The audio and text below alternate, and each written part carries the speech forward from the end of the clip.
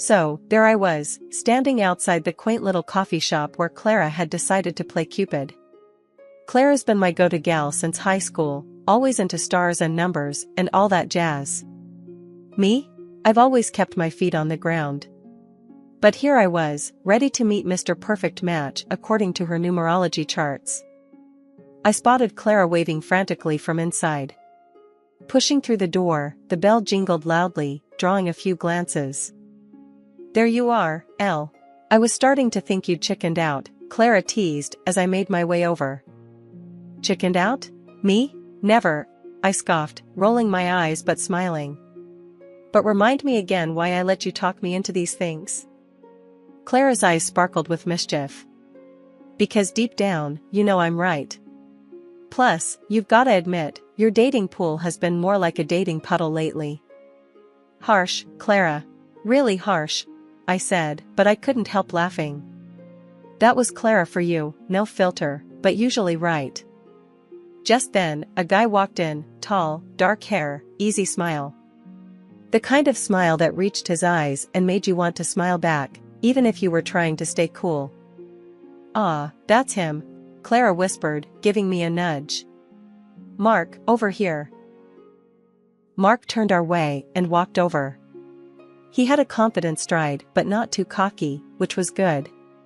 We shook hands, and his grip was just right, not too firm, not too weak. "Nice to meet you, Elsie.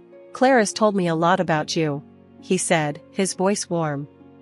We ordered our coffees, and I went for my usual, black, no sugar. Mark went for the same, and Clara teased, "Look at you two, already a perfect match." As we settled into our seats, the initial awkwardness melted away surprisingly quickly. Mark was easy to talk to. He didn't just talk about himself either, he asked about my work as a video editor, genuinely interested in the details. "So, you edit videos? That sounds cool. Bet you've seen all sorts of crazy footage," Mark said, leaning forward, elbows on the table. "You have no idea," I laughed. "From wedding bloopers to failed YouTube stunts, I've seen it all."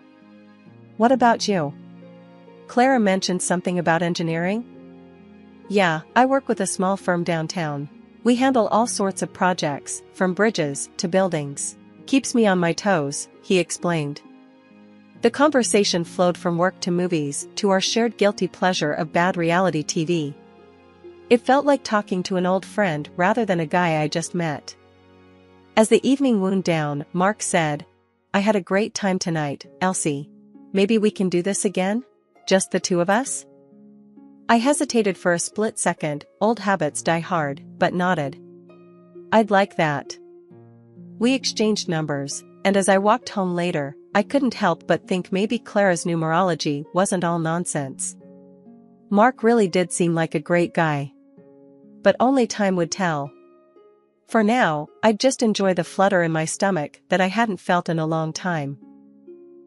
When I moved in with Mark, everything felt like it was falling into place. He had this old house, a bit of a fixer-upper, but it had charm. We started talking about making it our forever home, and that's when the whole money talk came up. It was a lazy Sunday afternoon, and we were lounging on the couch with cups of coffee, going over some bills and future plans. "Elle, you know how I've got that mortgage hanging over me, right?" Mark started, a bit hesitant. "I've been thinking, maybe we could use some of your savings to pay it off. It would be a load off, and we could start fresh, you know?" I took a sip of my coffee, buying some time. My savings weren't just rainy day money, it was the inheritance from my grandma, meant to be something special, something she saved for me. "Mark, that's a lot of cash. We talking about all of it?" I asked, trying to keep the surprise out of my voice. "Not all, no. Just the mortgage part. We'd still have plenty left for the house and maybe some extras," he said quickly, like he'd rehearsed it. I set my coffee down and turned to face him. "Look, I get where you're coming from, but that's big money. And it was meant for my future, you know?" Mark nodded, reaching for my hand. "I know, Elle, and this is our future, right? Together? Paying off that mortgage would mean less stress about finances." We could even start talking about renovations or a new car. I pulled back a little, thinking it over. It wasn't just money, it was security, my security, and Grandma's wish.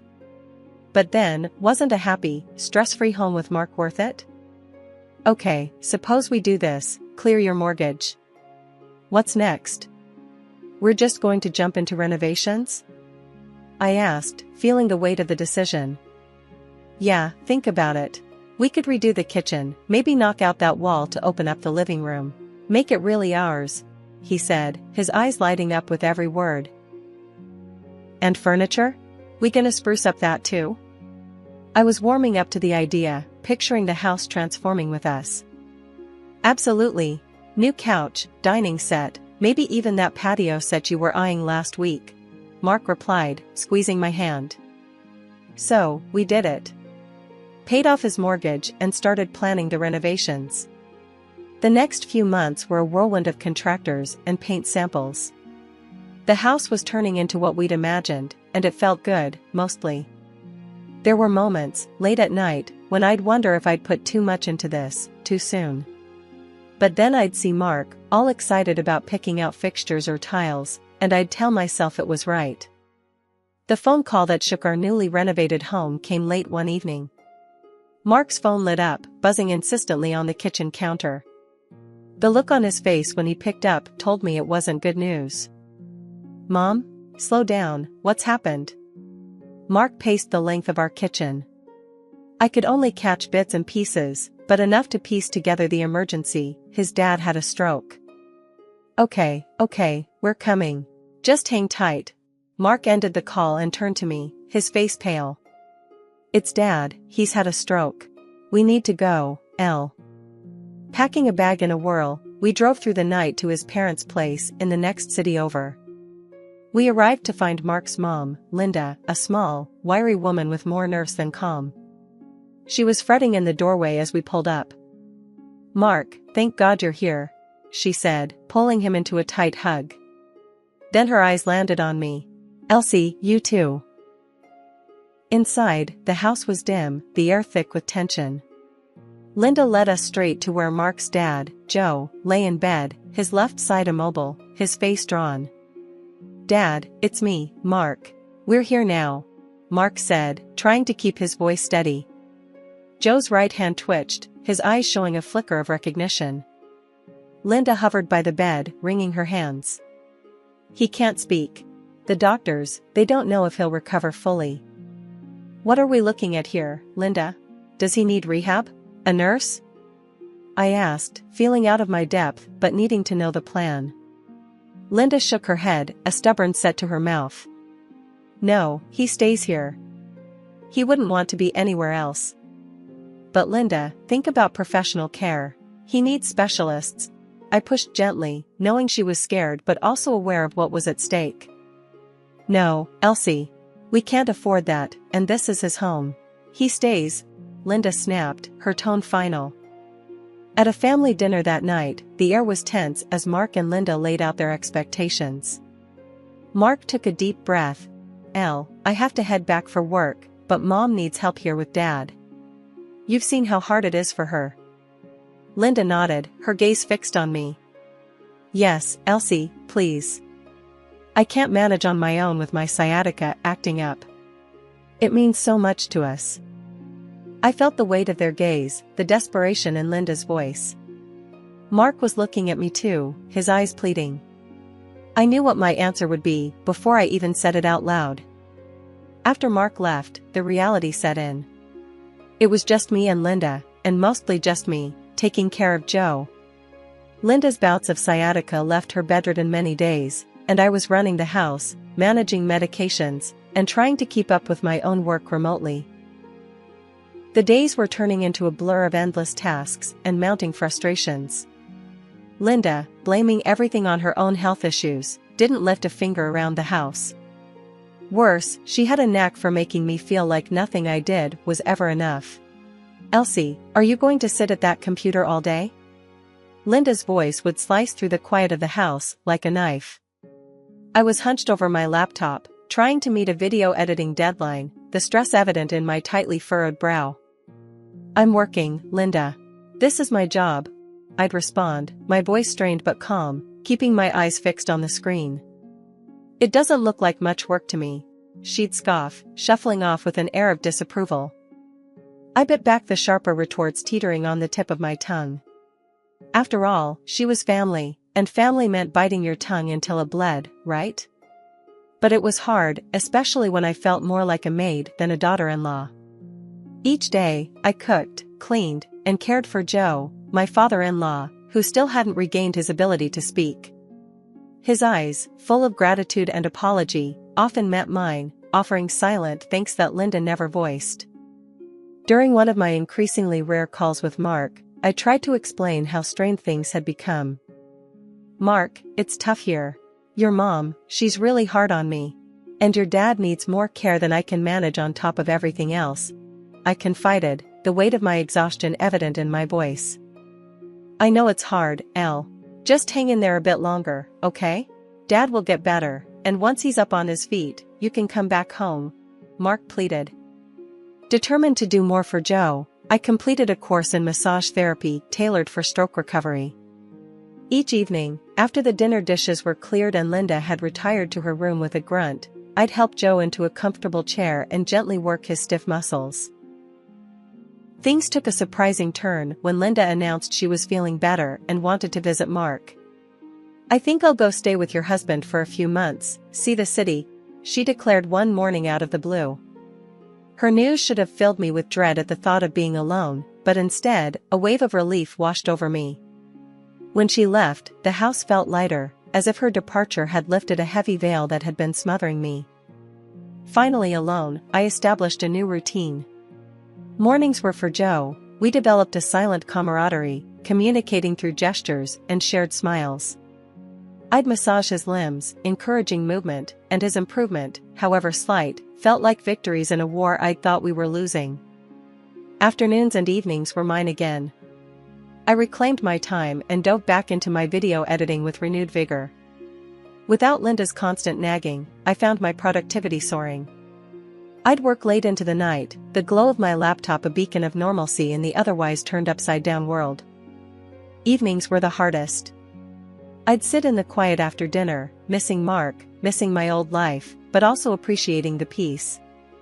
I think we're doing okay, Joe, I'd say as we settled in after our dinner, speaking more to fill the silence than out of necessity. Joe would nod, his eyes crinkling in agreement or perhaps gratitude. Half a year had rolled around, and it was amazing to see how much Joe had improved. He was not only talking, but had also started getting around with a new wheelchair I helped pick out for him. It was a game changer. He even began doing things for himself, like making his own snacks and managing his medication, which seriously lightened my load. During this time, Joe and I had grown incredibly close, so much that he started calling me his daughter, which warmed my heart every time he said it. It wasn't just about care anymore, it was about family, about the bond we had formed. One lazy afternoon, we were both in the living room, Joe in his wheelchair, flipping through channels, and me with my laptop, trying to catch up on emails. A thought had been nagging at me for a while, and seeing him so active and independent brought it to the forefront. Joe, can I ask you something? I began, hesitating a bit as I closed my laptop. Of course, kiddo. What's on your mind? Joe looked over, his face open and inviting. Well, I was wondering, why didn't you ever consider going to a nursing home or maybe even short-term care at the hospital? It might have made your recovery easier, I said, genuinely curious. Joe looked genuinely surprised. A nursing home? I thought about it. Actually, I wouldn't have minded that at all. I'd even got some money saved up just in case I needed to go to a better place than what the basic insurance covers. I frowned, confused. Really? Linda told me you were completely against it, that you wanted to stay here no matter what. She said there was no extra money for anything else. Joe's face hardened slightly. That's not true, Elsie. I never said I wanted to stay here no matter what. And the money, it's there. I guess she didn't want me using it on a nursing home. That conversation left a sour taste in my mouth.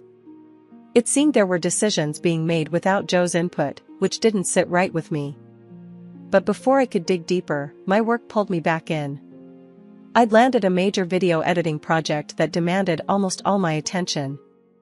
It was a big break for me, a chance to really make a name for myself in the industry.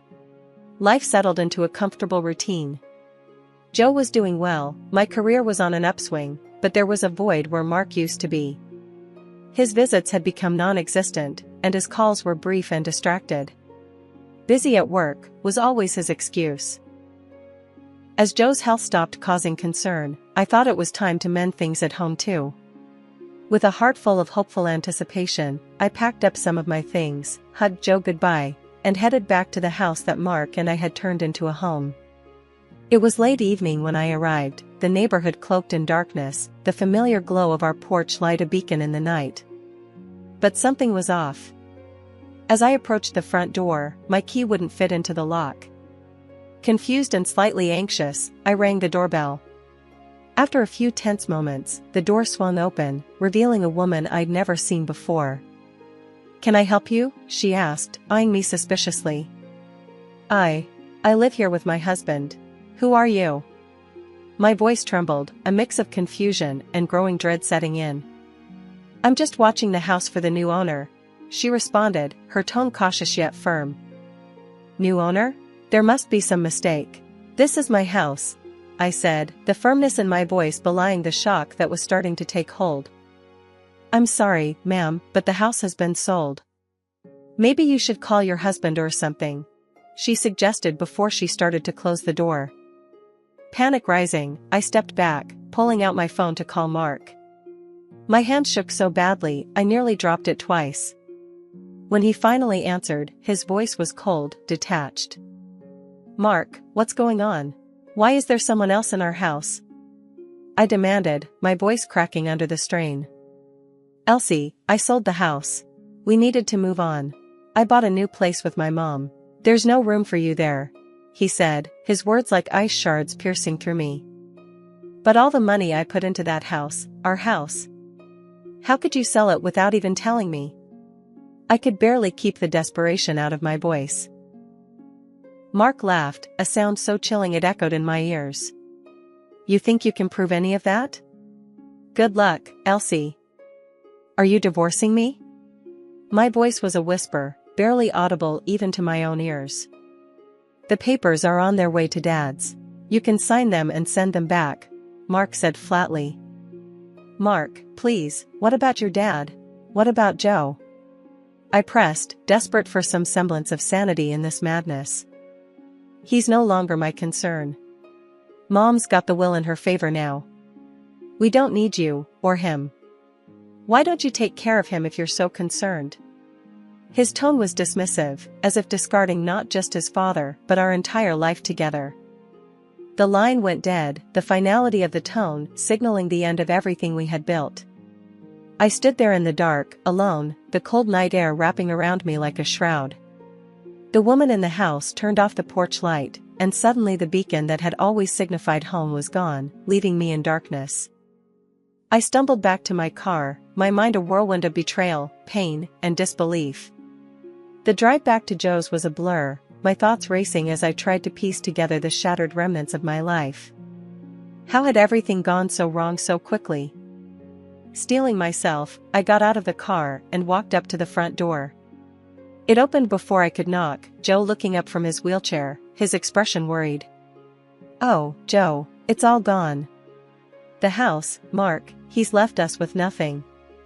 Joe took a deep breath and looked me straight in the eye. "Elsie, I've known about their scheming for a while now," he began, his voice grave but steady. "After my stroke, when I couldn't speak or move, I heard them. Linda and Mark, plotting right in front of me." I stared at him, aghast. "What? You knew?" My voice cracked under the strain of my emotions. Joe nodded slowly. "Yes, I heard them planning to sell the house out from under you. And worse, they planned to dump me in some cheap care facility once they cashed in on my assets." I felt a cold fury building inside me, replacing the despair. How could they be so cruel? To you, to me? I struggled to wrap my head around the depth of their deceit. Joe's face hardened. They're only after the money, Elsie. That's all they've ever cared about. He paused, taking a moment before he reached into the pocket of his cardigan. Pulling out a set of keys, he placed them in my hand. But I've made moves of my own. I bought the house back, secretly. It's yours now, Elsie. I want you to have it. Tears welled up in my eyes again, but this time they were tears of relief mixed with a fierce determination. Joe, thank you. I don't know what to say. The very next day, we met with Joe's lawyer, a seasoned man with a no-nonsense attitude named Mr. Gibson. In his office, filled with legal books and papers, Joe made it clear he wanted to change his will. I want everything to go to Elsie. She's the daughter I should have had, Joe declared, his voice unwavering. Mr. Gibson nodded, taking notes. I'll prepare the new documents. Elsie, you're about to become the sole heir to Joe's estate. Grateful, I simply nodded, overwhelmed by Joe's trust in me.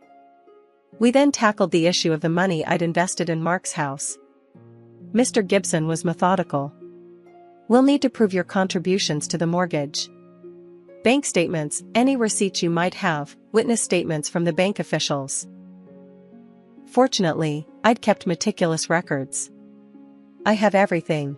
We can prove every penny I put in, I assured him, pulling out a folder stuffed with documents. That's good. We'll file for the recovery of your funds. They can't just take what you've rightfully invested, Mr. Gibson said, starting to outline a plan of action. With each step we planned, I felt more empowered, ready to reclaim what was mine and protect Joe from any more harm. When the divorce papers arrived later that week, I signed them without a second thought. I was ready to close that chapter of my life. A week later, Mark and Linda showed up at my doorstep, the house they once called theirs, now indisputably mine. Their faces were the picture of desperation. I had already heard through my lawyer that they were panicking over the lawsuit I planned to file, demanding back the $150,000 I had put into the mortgage. Elsie, please, we need to talk, Mark began, his voice shaky, avoiding eye contact as if the guilt was too much to bear. Linda chimed in, wringing her hands nervously. We're so sorry, Elsie. It all got out of hand. Please, can't we just put this behind us? I leaned against the doorframe, arms crossed, not moved by their distress. Sorry? After everything you've done? You think a simple apology will fix it? But we're family, Linda tried again, her voice trembling. That ship sailed the moment you betrayed me and Joe, I replied sharply, the anger in my voice clear and unyielding. Seeing that their pleas were getting them nowhere, I decided to twist the knife a little deeper. And just so you know, Joe has changed his will. Everything goes to me now. The grin I wore was cruel, sweetened by the justice of it all. Linda's face went pale, and she fainted right there on my new porch. Mark, flustered and embarrassed, had to catch her before she hit the ground. The trial that followed was nothing short of a circus. Mark fought tooth and nail for every cent, refusing to admit that the money I invested was mine. Linda, ever the actress, put on quite a show in court, feigning illness to gain the judge's sympathy. But the evidence was undeniable. In the end, the judge ruled in my favor. The defendant is ordered to repay $150,000 to the plaintiff. The evidence supports her claim unequivocally. Relief washed over me as justice was served. The gavel's final bang was like music to my ears. I walked out of that courtroom with my head held high, free from the chains Mark and Linda tried to place on me. Back at home, the house felt more like a sanctuary than ever. Joe and I celebrated quietly, a small toast to new beginnings and to justice. Life settled into a comfortable routine after that. I resumed my video editing work, finding joy in the craft that had always been my passion. Joe was more than just a father-in-law now, he was family, a true friend. News reached us through friends that Mark and Linda had to sell their flashy new apartment to cover the repayment. Now they were living in a rental, much humbler than before. It was a fitting turn of events, though I took no pleasure in their downfall. Just last week, Clara, my numerologist friend, called me up. Elsie, I found the perfect guy for you. His birth date lines up beautifully with yours. I couldn't help but laugh, a light, free sound that felt good on my lips. Thanks, Clara, but I think I'm going to stick to meeting people the old-fashioned way. Life's been too crazy for any more predictions. She laughed along with me, and we chatted for a few more minutes about life and love, the conversation light and easy,